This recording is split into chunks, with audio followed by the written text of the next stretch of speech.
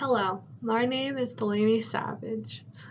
Due to my experience playing lacrosse since the third grade, I figured I had enough expertise to teach beginners how to throw and catch a lacrosse ball.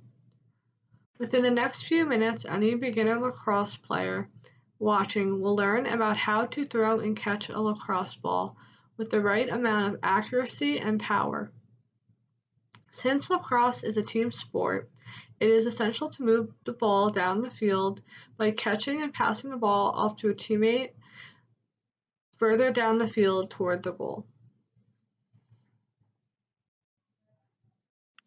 In order to learn how to catch and throw the ball, it is necessary to learn the commonly used words when describing the lacrosse stick. All parts of the stick to be discussed will be labeled on the graphic seen by the viewer.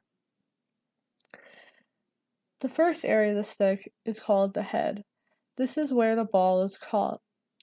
This portion of the stick also provides a target for your teammate to throw the ball. The shaft of the stick is where the hands are placed and where you cradle the ball. Although not specifically discussed in this video, cradling helps the player keep control of the ball in the stick. Finally, the butt of the stick is located at the end of the stick and will be important for the throwing motion of the pass. In order to catch and throw a lacrosse ball, only a few materials are needed: a girl's lacrosse stick, lacrosse balls, goggles, mouthguard, and a passing partner or wall. A girl's lacrosse stick is necessary for this video because a boy's lacrosse passing motion is slightly different due to a deeper pocket. Goggles and a mouthguard are necessary because lacrosse is a contact sport. Slight pushing and checking are allowed, so it is necessary to wear protection for the eyes and mouth. Even though this video is intended for practice uses only, it is still necessary to wear goggles and a mouthguard because accidents are always possible. Let's get started with learning how to throw a lacrosse ball. The first step to throw the ball is to place your dominant hand on the top of the shaft, which is about 3/4 up the stick.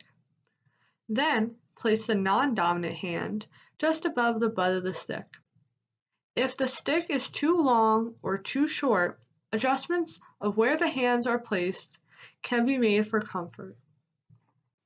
Next, we have to get ready for the pass.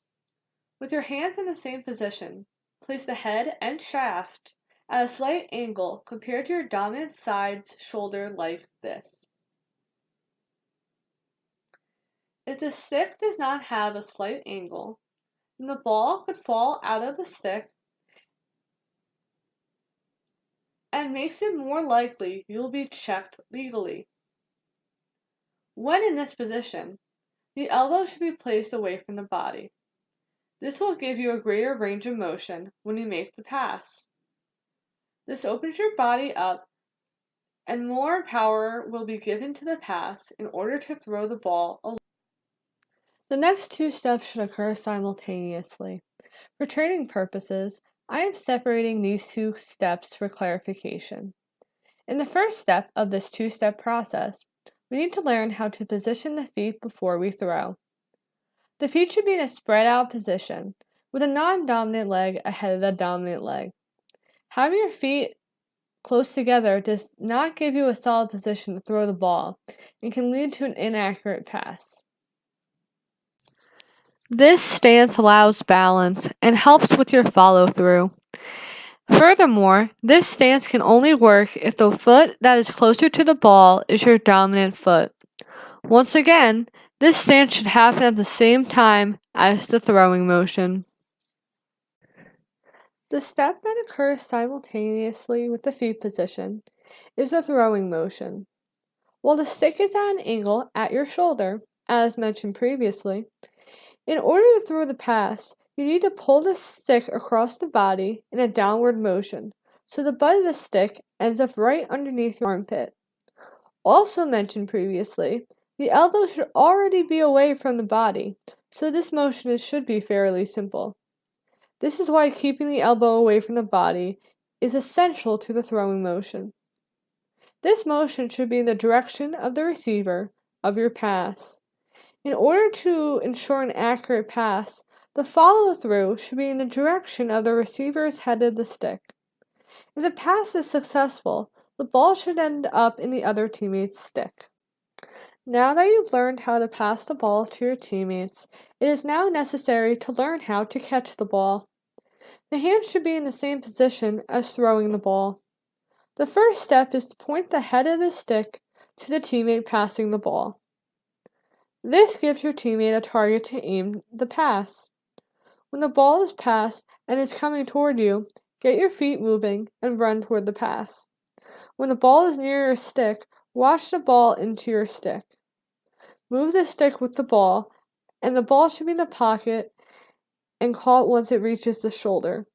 Catch the ball as if it were an egg, meaning be very gentle with the ball. This concludes my instructional video on how to throw and catch a lacrosse ball. With persistent practice, this skill can be mastered in no time at all. Thanks to my brother Griffin for appearing in the video and my mom for filming the video. Have fun and good luck on the lacrosse field.